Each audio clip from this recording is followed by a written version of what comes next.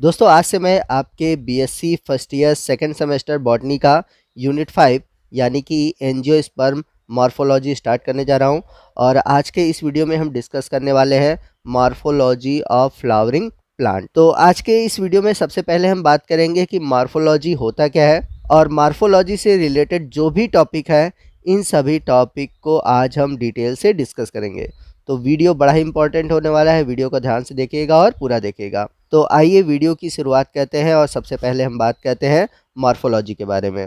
तो यदि हम बात करें मॉर्फोलॉजी की, तो मॉर्फोलॉजी का मतलब है बाहरी स्ट्रक्चर, जिसको देखकर हम किसी भी प्लांट के स्ट्रक्चर को आइडेंटिफाई करते हैं और इसके बारे में स्टडी करते हैं। तो यहाँ पर आपको बता दें कि जो मॉर्फोलॉजिकल स्टडी है बहुत ही इंपॉर्टेंट है, जिसका यूज़ हम टैक्सोनॉमी में करते हैं और मॉर्फोलॉजिकल बेसिस पर प्लांट को और प्लांट के जो पार्ट हैं उन्हें अलग अलग फॉर्म में या फिर कह सकते हैं अलग अलग ग्रुप में डिवाइड करते हैं। तो मॉर्फोलॉजी का मतलब है कि जो होल प्लांट है यानी कि जो पूरा पौधा है वो आपको बाहरी तौर से कैसा दिखाई दे रहा है, और एनाटॉमी का मतलब है कि वो अंदर से कैसा दिखाई दे रहा है। तो अगर हम बात करें एनाटॉमी की, तो एनाटॉमी में आप देखते हैं कि किसी भी प्लांट का जो स्टेम है, रूट है, उसके सेक्शन को काटते हैं और सेक्शन को काटने के बाद देखते हैं कि अलग अलग लेयर कौन से हैं, एपिडर्मिस, इंडोडर्मिस, कॉर्टेक्स रीजन कैसा है या फिर वस्कुलर बंडल कैसे हैं। तो ये सभी जो स्टडी है वो एनाटॉमी के अंतर्गत आते हैं।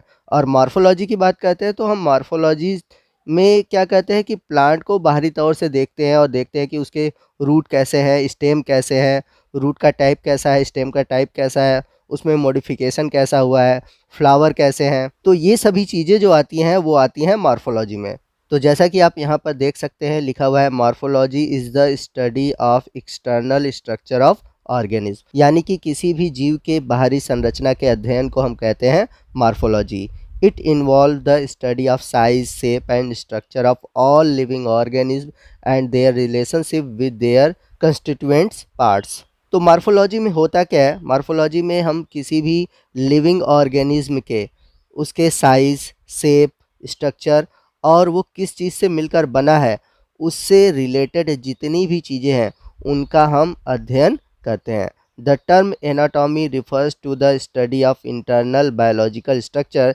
It usually involve study of the detail of either gross और माइक्रोस्कोपिक स्ट्रक्चर। वही हम बात करें एनाटॉमी की, तो एनाटॉमी में हम किसी भी ऑर्गेनिज्म के इंटरनल स्ट्रक्चर यानी कि उसकी आंतरिक संरचना का अध्ययन करते हैं। जनरली इसमें होता क्या है कि उसके जो इंटरनल पार्ट है उसको हम बहुत ही डिटेल में या फिर कह सकते हैं कि बहुत ही बारीकी से अध्ययन करते हैं।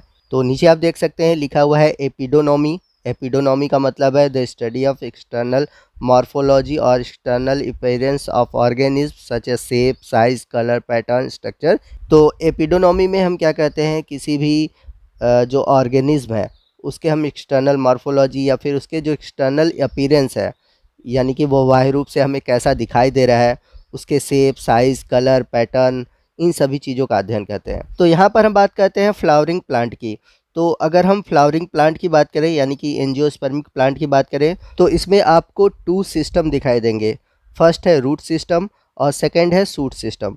तो जो रूट सिस्टम है यह एक अंडरग्राउंड पार्ट है। वहीं हम बात करें शूट सिस्टम की, तो जो शूट सिस्टम है यह ग्राउंड के ऊपर का पार्ट है। यदि रूट सिस्टम देखेंगे तो इसमें आपको प्राइमरी रूट और सेकेंडरी रूट दिखाई देंगे।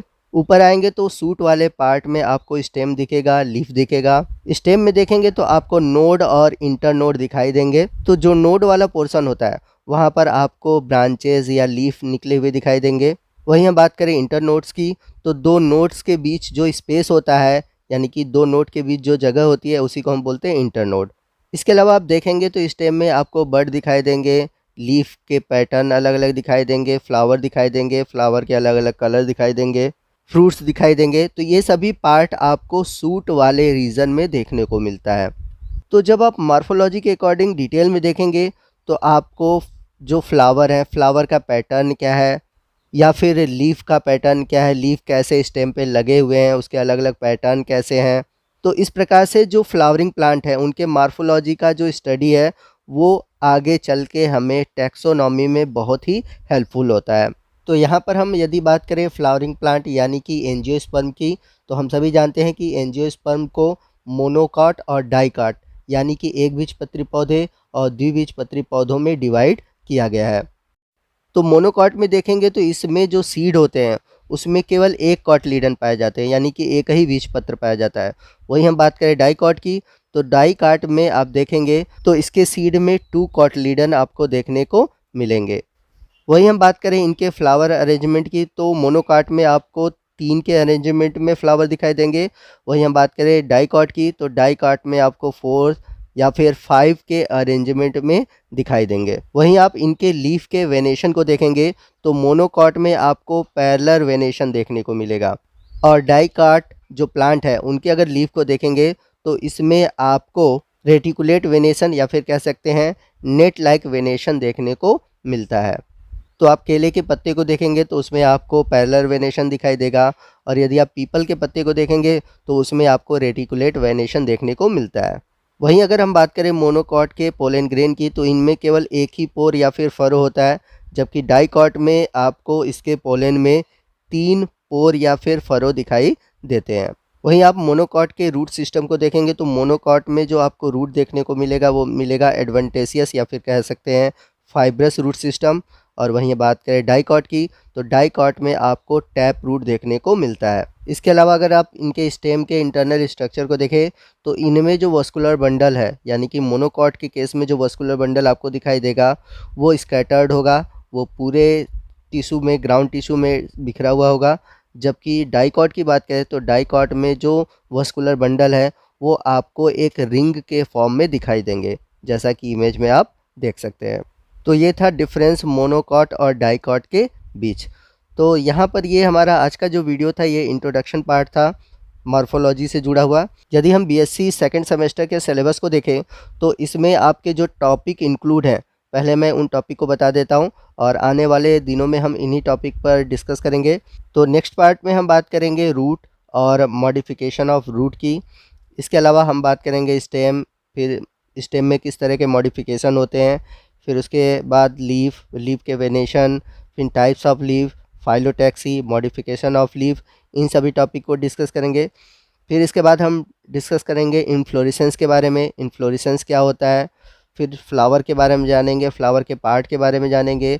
इसके अलावा फ्रूट, सीड, इनके जो टाइप्स हैं इन सभी टॉपिक को डिटेल से डिस्कस करेंगे। तो आने वाले दिनों में आपको इन्हीं टॉपिक पर वीडियो देखने को मिलने वाले हैं, और ये जो टॉपिक हैं बहुत ही इम्पॉर्टेंट है और आपके एग्ज़ाम में इनसे ज़रूर क्वेश्चन बनते हैं।